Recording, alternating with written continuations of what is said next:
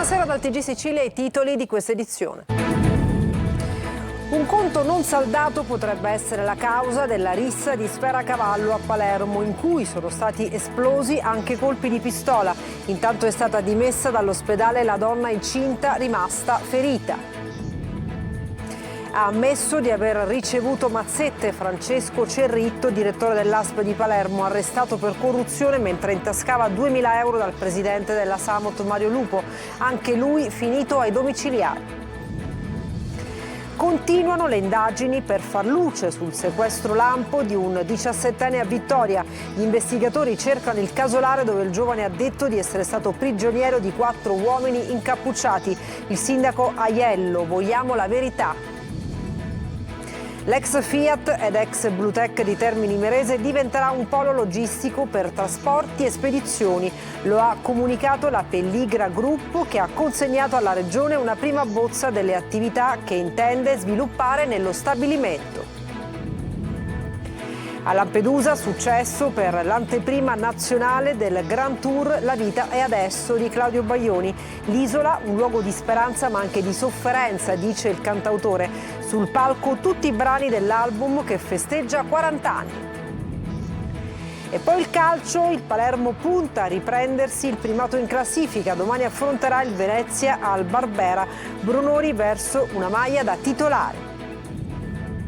E poi la Serie C, terzo pareggio consecutivo per il Catania che resta a -4 dalla vetta. Contro il Cerignola, riviste difficoltà tecniche e fisiche.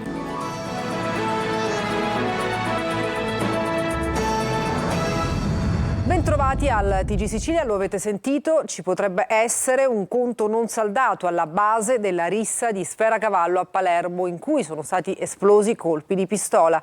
Dimessa dall'ospedale una donna incinta ferita, i testimoni. La gente piangeva e scappava. Sentiamo Marco Gullà. Il fuggi dopo gli spari, la paura, il panico, Sferacavallo alle porte di Palermo, ancora una volta una festa locale che sfocia in violenza, una rissa nel clou delle celebrazioni per San Cosme e Damiano, protettori della borgata marinara palermitana. Calci, pugni e ancora una volta colpi di pistola, una donna incinta ferita, dimessa nel pomeriggio. Tutto sarebbe nato in un piccolo bar vicino alla chiesa di Sferacavallo per un conto che un gruppetto seduto ai tavoli non avrebbe voluto pagare. Nasce una colluttazione con un dipendente del bar, volano sedie e tavoli, il barista viene colpito al naso con una testata da uno dei membri del gruppo. A quel punto l'uomo avrebbe preso un coltello da cucina che avrebbe brandito per minacciare e cercare di allontanare i ragazzi, ferendone 3 in modo superficiale. Si arriva agli spari, una ragazza incinta viene ferita di striscio e così ancora una volta la violenza sfocia in colpi di pistola. I ragazzi appartenenti al quartiere Zen poi si fronteggiano nuovamente con gli amici del barista alla Marinella. Un secondo round in cui vengono esplosi altri colpi di pistola contro la saracinesca di una macelleria. Ho visto negli occhi dei bambini, delle persone, la paura, una cosa che non si può descrivere, cioè, perché capisci bene, io dicevo ma hai visto qualcosa? No, me l'hanno detto. Quell'altro hai visto qualcosa? No, me l'hanno detto. Anche bambini. Ho visto piangere bambini, adulti, persone, anche mia moglie si è messa a piangere perché aveva paura. Macchie di sangue sull'asfalto, la gente che scappa in preda al panico, scene di ordinaria follia. Oggi l'udienza di convalida per le mazzette all'azienda sanitaria di Palermo. Confessa davanti al GIP il dirigente Cerritto, ampliando il quadro delle parziali ammissioni fatte dall'imprenditore Lupo. Lorena Dolci. Ha ammesso di aver ricevuto mazzette Francesco Cerrito, direttore del Dipartimento Sociosanitario dell'ASP di Palermo, arrestato per corruzione venerdì scorso dalla polizia mentre intescava 2.000 euro nascosti in una bomboniera dal presidente della Samot Mario Lupo, anche lui finito in cella. Interrogato dal CIP, che deve convalidare il provvedimento e decidere sull'eventuale applicazione della misura cautelare, Cerrito ha confessato di aver ricevuto il denaro. In cambio avrebbe dato al Lupo informazioni sui controlli che la Samot Piedmont. Ollus, che si occupa di cure per i malati terminali, avrebbe dovuto subire dall'ASP e avrebbe velocizzato alcune pratiche di rimborso. Le rivelazioni dell'indagato hanno completato un quadro investigativo già in parte ricostruito grazie alle parziali ammissioni di Lupo, che aveva raccontato di aver pagato la tangente che aveva fatto scattare gli arresti. Solo regalini per accelerare i pagamenti, non corruzione, però aveva precisato, ammettendo 5-6 episodi per un totale di 4.000 euro quest'anno. Ma l'accordo corruttivo, secondo i magistrati, sarebbe molto più ampio. Sono preoccupato perché il singolo evento rischia di essere parte di sistemi più ampi, ha detto il presidente della regione Schifani. Ci sono delle norme come la rotazione dei dirigenti che stiamo applicando. Dobbiamo tenere alta la guardia. Sulla nomina del direttore generale dell'ASP di Palermo, ancora vacante, ha aggiunto: stiamo accelerando, procederemo immediatamente. Vittoria, sempre fitto il mistero sul sequestro lampo del 17enne che si è presentato in questura dopo 24 ore di buio. Gli investigatori, che lo sentiranno di nuovo in questura, sono alla ricerca del casolare dove sarebbe stato trattenuto da 4 uomini incappucciati. Eva Spampinato. Una città ancora sotto shock, un fitto mistero. Chi è stato a rapire il 17enne di Vittoria lo scorso giovedì sera e soprattutto perché? Mentre il fine settimana per lui e la sua famiglia è trascorso nella sicurezza della propria abitazione qui nel centro di Vittoria, le indagini della polizia continuano a tutto campo e soprattutto sul territorio. Vogliono trovare il casolare di campagna dove il giovane ha raccontato di aver trascorso le 24 ore di sequestro sempre incappucciato. Intanto emergono nuovi dettagli sulla dinamica del rapimento e su quei terribili minuti. 4 uomini, 2 auto, un'azione fulminea. Le 2 Panda arrivano sgommando. Il giovane è dentro una jeep in compagnia di un amico. Altri 2 amici sono fuori dall'auto, fumano. I rapitori incappucciati aprono bruscamente la portiera dell'auto e in dialetto vittoriese dicono: è lui, vogliamo solo lui. Lo prendono per un braccio, lo tirano fuori dall'abitacolo, prendono il suo telefono e lo poggiano su un muretto. Lo caricano dunque in macchina e schizzano via. Da quel momento il buio. Il ragazzo verrà rilasciato 24 ore dopo e ritrovato in strada da un amico nei pressi di un capannone in contrada Fanello. Un dettaglio inquietante: quella struttura apparterrebbe a un cugino di Gianfranco Straquadaini, detto Faccia d'Angelo, il boss mafioso latitante da oltre un anno. Coincidenza o un gesto di rispetto verso chi qui viene chiamato semplicemente Iddu?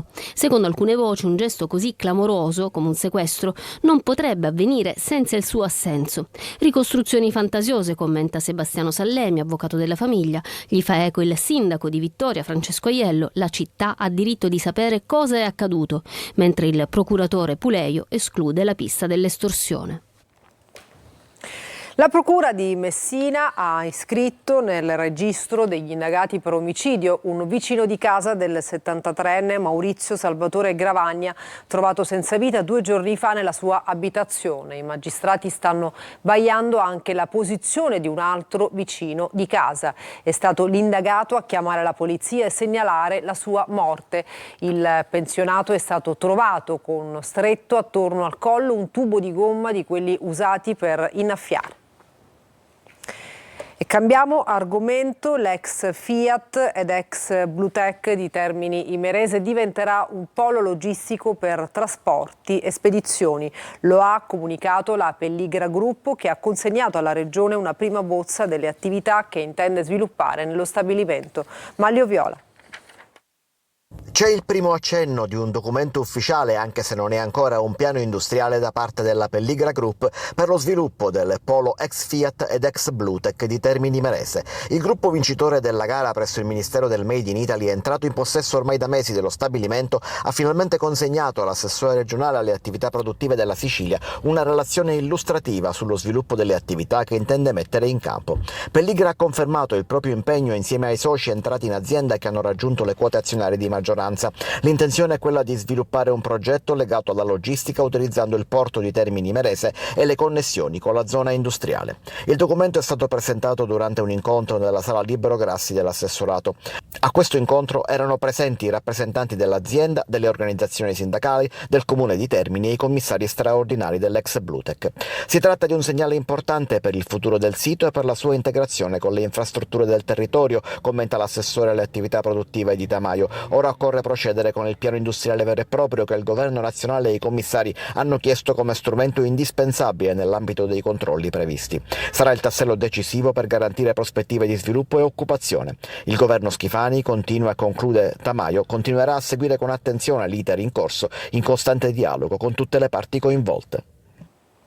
Catania, la giungla dell'asse attrezzate, enormi cespugli invadono la sede stradale e coprono guardrail e segnaletica. Tonino De Mana.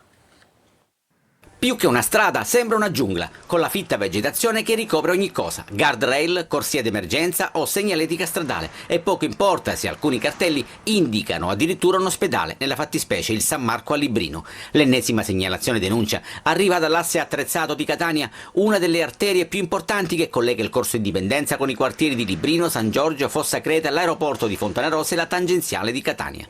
Nonostante questo, è una delle strade più trascurate, con il verde incolto che rappresenta un serio pericolo per automobilisti e motociclisti, costretti in alcuni casi a sfiorare la fitta vegetazione che invade la sede stradale. Queste le condizioni all'altezza di Librino Zia Lisa, ma la situazione è identica dalla parte opposta ed esattamente all'uscita per San Giorgio, villaggio Sant'Agata. L'asse attrezzato è una delle porte d'ingresso della città e si presenta come un enorme cespuglio. Perché?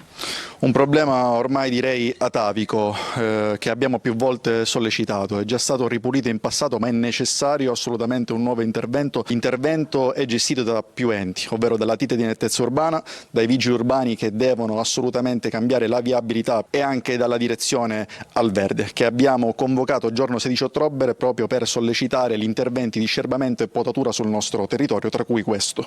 E sull'asse attrezzato c'è un'altra emergenza, la scarsa illuminazione. Sta arrivando la stagione delle piogge, cabine e impianti sono molto vetusti, per cui abbiamo intenzione di convocare qui non solo l'assessorato ma anche la direzione competente per vedere che lavori siano stati fatti proprio per la risoluzione di questo problema in attesa della stagione invernale. Da queste parti, in tema di auto, la sicurezza stradale è davvero un optional. Tra le segnalazioni più frequenti che arrivano alla nostra linea WhatsApp ci sono quelle sui rifiuti abbandonati ovunque. Da Palermo a Catania oggi vi portiamo a Bosco Minniti, periferia nord-est di Siracusa, tra le montagne di rifiuti. Vediamo il servizio. Prima era bello, pulito, qua si stava bene, ora c'è uno schifo. Il comune ripulisce, ma poi, dopo poco, tutto torna come prima. Lo scenario è sempre lo stesso. Qui siamo a Siracusa, in via Toscano, zona Bosco Minniti. Vengono sempre a prendere la spazzatura, ma appena voi ve ne andate a raccogliere la spazzatura, già subito vengono le persone a buttarla di nuovo. Le montagne crescono di giorno in giorno, tra rifiuti di ogni genere, anche nella pineta, dove ci sono giochi per bambini. Qualcuno ha cambiato i mobili della cucina ed ha pensato di abbandonare tutto qui, soltanto che questo non è un centro di raccolta. Qua ci stanno i topi, le zecche, non si capisce niente. Quel legname che rimane qua non so da quanti anni.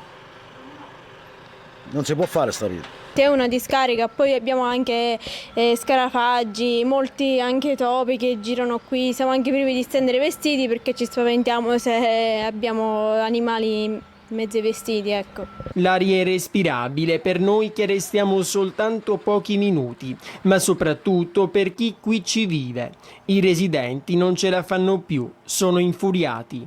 Dovrebbero metterci le telecamere e fare le contromenzioni a queste persone sporche e ingresciate, perché la gente vengono a prendere la spazzatura fino a casa. Qual è il motivo che lo devono buttare lì? A pochi passi da qui, in questa piazza, ogni mercoledì c'è la fiera.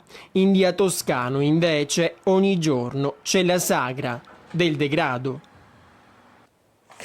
Oggi la polizia festeggia il suo patrono San Michele a Catania con una messa nel santuario a lui dedicato. Il questore Bellassai: la criminalità agisce anche quando non spara. Non solo le forze dell'ordine, tutti, anche i cittadini, non devono abbassare la guardia. Adelaide Barbagallo.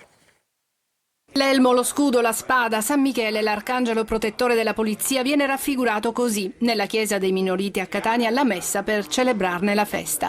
Il suo nome significa chi è come Dio, ha detto l'arcivescovo Renna, ma nessuno può paragonarsi a lui. Dio non tollera arroganza, violenze, guerre, agisce nella mitezza, nella pace, anche se la Sacra Scrittura ce lo presenta come Dio degli eserciti, ma a formarli sono gli angeli, non certo uomini armati. Dalle forze dell'ordine alla magistratura tutti possono guardare a San Michele che protegge dal male e lo combatte. Accoltellamenti, sparatori e i cittadini, ha detto il questore Bellassai, sono rimasti atterriti dagli ultimi fatti di cronaca.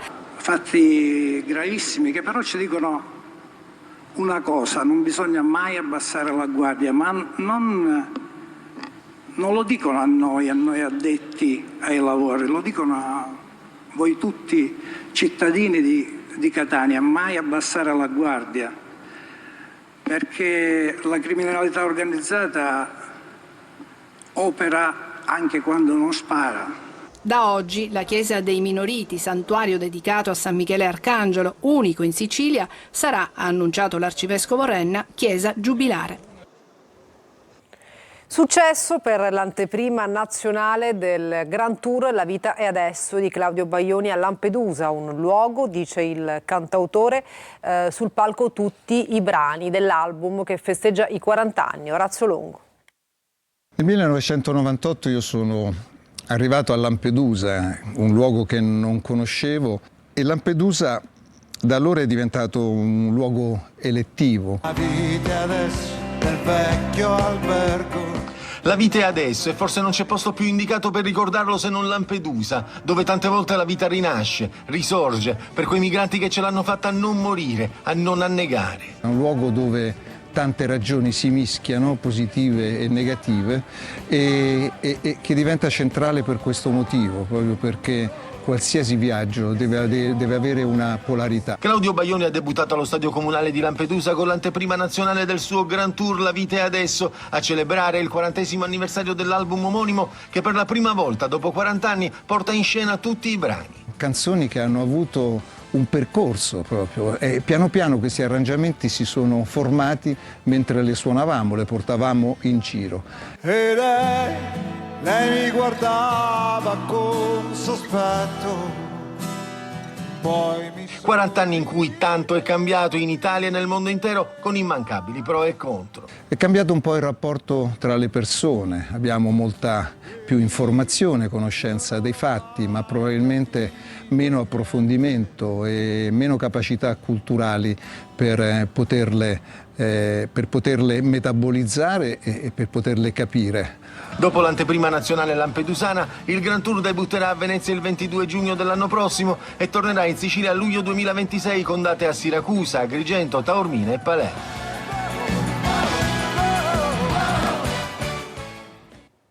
Da oggi online la nuova versione del sito siciliaweb.it, veste grafica aggiornata, multimedialità e continua interazione con i contenuti prodotti dalle nostre TV.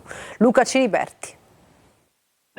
Nuova veste grafica, più contenuti ed esperienza di navigazione migliorata. Online da 25 anni il sito Sicilia Web si rinnova per offrire una finestra sempre aggiornata sul mondo dell'informazione. Sicilia Web compie 25 anni, una cifra tonda, un compleanno importante, un'era geologica se parliamo in termini web. Cogliamo l'occasione per rinnovare il sito e lo facciamo facendo un passo avanti verso la vocazione unica di quella che è la nostra testata, una testata che produce informazioni in tempo reale, da sempre, da un quarto di secolo. Nella nuova versione più ricca e multimediale, oltre alle notizie aggiornate in tempo reale, ci sarà più spazio per le produzioni legate alle nostre emittenti Antenna Sicilia e Telecolor. Sicilia Web veicolerà e valorizzerà l'intera produzione televisiva favorendone la fruibilità dei contenuti.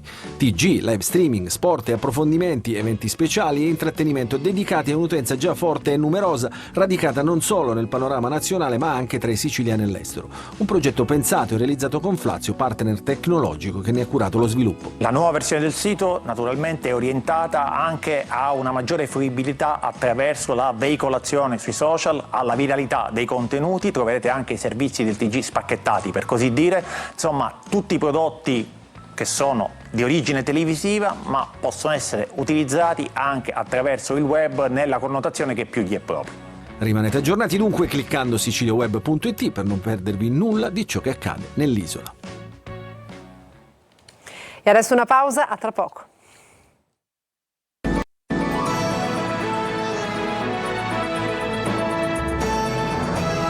Bentornati al TG Sicilia, adesso il calcio, già vigilia di campionato per il Palermo che domani al Barbera affronterà il Venezia nel turno infrasettimanale di Serie B. Ancora cambi di formazione, Brunori viaggia verso una maglia da titolare. Marco Gullà. Il Palermo vuole riprendersi il primato della classifica, ormai del Modena che ha approfittato del pari del rosanero al Manuzzi. Già vigilia di campionato, turno infrasettimanale. Domani al Barbera il Palermo affronterà il Venezia. Un big match per la squadra di Inzaghi, un nuovo esame di maturità dopo il pareggio a Cesena. Inzaghi pensa a delle novità di formazione, le partite ravvicinate sono tante e l'allenatore è stato chiaro fin dal principio. Ci sarà spazio per tutti, continueranno quindi le rotazioni. Ancora indisponibili Ranocchi e Diachité. Brunori, tenuto inizialmente in panchina contro il Cesena, dovrebbe tornare dall'inizio. Accanto a lui potrebbe agire Gyasi, ma sia Palumbo che le Duaron conservano delle chance di giocare. Davanti spazio a Poyampalo. Venezia, che dopo la vittoria sullo Spezia è tornato nella zona VIP della classifica. Domani spazio alla coppia Compagnon e Adorante. Anche domani il Barbera va verso i 30.000 spettatori. Il nostro pubblico ci dia come sempre la forza per fare la classica parità perfetta, perché è chiaro che per battere una squadra così forte ci vorrà una partita intensa, fatta bene al massimo, ma come spesso accade in Serie B è chiaro che quando giochi contro una sicuramente la favorita del campionato e hai questa classifica come abbiamo noi, abbiamo 3 punti in più, penso sia un grande vantaggio. Il Catania Cerignola pareggia, ma è la prestazione a deludere. Rossazzurri in partita solo a tratti e salvati dal solito Dini. Marco Carli. Il punto in classifica è l'unico lato positivo della partita di Cerignola. Ma a differenza del pareggio con ottima prestazione fornita a Trapani, la partita del Monterisi apre a 1000 discussioni. Dini protagonista assoluto. Niente gioco, una crescita di rendimento solo per circa 15 minuti dopo l'ingresso di Ciccerelli e poi il solito stop fisico con Forte che si ferma. Non voglio essere troppo positivo, troppo ottimista, però ho parlato con il ragazzo, ha chiesto la sostituzione nel momento in cui sentiva che un po' gli si induriva l'adduttore. L'importante è rimanere attaccati lì nelle prime posizioni, non distaccarci e poi nel momento in cui saremo pienamente al completo di giocarci le nostre chance. La cronaca parla di una serie di occasioni per i padroni di casa, anche e soprattutto a causa di errori degli etnei, di una sofferenza che aumenta quando si gioca con squadre che si schierano col 3-5-2 o 5-3-2, sistema utilizzato anche dal Catania in Puglia e provato da tempo come alternativa tattica. Dini salva nella prima frazione, ma soprattutto in avvio di ripresa e nel finale. 3 punti nelle ultime 4. Serve cambiare passo e domenica c'è il Siracusa al Massimino, dovrebbe essere la volta anche di Caturano fra i convocati, con un impiego eventualmente part-time. 20-30 minuti. Speriamo, e questa volta faccio veramente gli scongiuri perché l'altra volta ho detto poi non sono stato un buon profeta, però prossima settimana dovrebbe essere assolutamente disponibile. Ancora la Serie C con il Siracusa che domina ma perde in casa contro il Cosenza per 1-0. Netta sconfitta del Trapani a Benevento che fa sua la gara con i gol nel primo tempo di Manconi e Pierozzi. Francesco Triolo. 2 sconfitte che pesano entrambe in maniera diversa, è vero, ma Siracusa e Trapani non escono certo col sorriso dall'ultimo turno di campionato. I Granata hanno perso l'imbattibilità in casa di una delle squadre più quotate del torneo, il Benevento di Gaetano Auteri.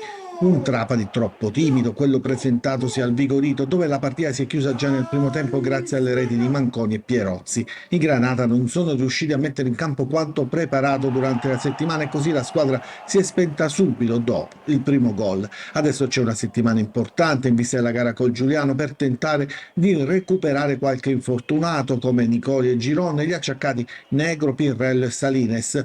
Lo staff tecnico e sanitario inoltre devono lavorare alla riatletizzazione di chi è reduce da infortuni come la Sorsa, Carriero e Vasquez. In casa a Siracusa la situazione si fa più complicata. La sconfitta al De Simone contro il Cosenza, che è passato al 20° del primo tempo con Mazzocchi, un ex, lascia gli azzurri in una posizione di classifica non certo felice. Nonostante una prestazione di cuore, a mancare è stata la capacità di finalizzare le azioni create e lo stesso Marco Turati a fine gara ha evidenziato come occorra essere più determinati in zona gol. La sconfitta, arrivata dopo la prima incoraggiante vittoria, rappresenta un colpo duro da digerire ma da farlo in fretta perché all'orizzonte c'è il derby del Massimino contro il Catania. Una breve pausa, tra poco per altri aggiornamenti.